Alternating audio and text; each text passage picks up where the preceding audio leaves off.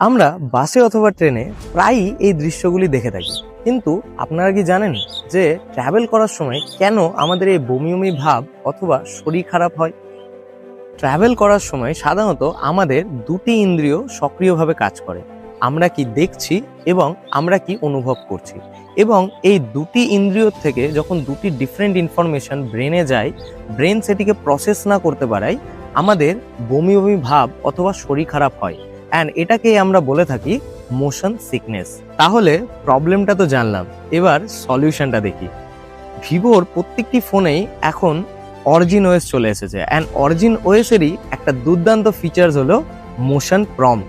সেটিংসে গিয়ে shortcut and অ্যাক্সেসিবিলিটিতে tap করে কিছুটা স্ক্রোল ডাউন করলেই আমরা পেয়ে যাব মোশন প্রম্পট। এই ফিচার্সটি এনেবল করে দিলেই আমাদের স্ক্রিনে কিছু ছোট ছোট ডট চলে আসবে।